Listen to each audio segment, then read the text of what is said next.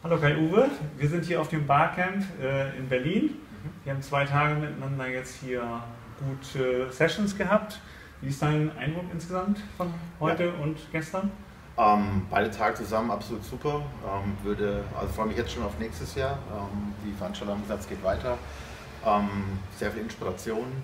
Für mich, der ja aus Karlsruhe kommt, auch mal raus aus meinem Filterbubble und hier andere Menschen, andere Impulse gekriegt. Also top.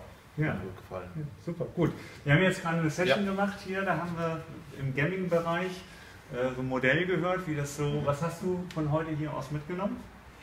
Zuerst mal, dass ich vorher dachte, oh mein Gott, was hat Gaming mit Agile zu tun und wie kann ich daraus irgendwas lernen? Ich war dann total überrascht, wie viele Triggerpoints die Session mir gegeben hat. Also auch im Sinne von, wie kann ich das Verhalten der Leute, mit denen ich in den Teams arbeite, über ihre Art Spaß oder Fun zu empfinden und was ihnen da wichtig ist, wie kann ich das nutzen, um zum Beispiel Simulationen zu machen.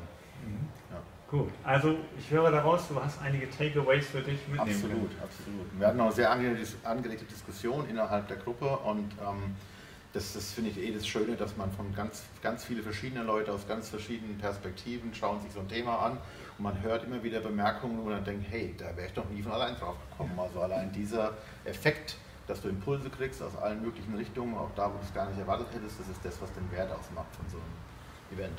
Ja. Also ich nehme daraus mit, das hat alles super geklappt und wir werden nächstes Mal wieder dabei sein. Ja. Okay, super. Danke dir. Ja, danke dir. War schön, dich kennenzulernen. Danke.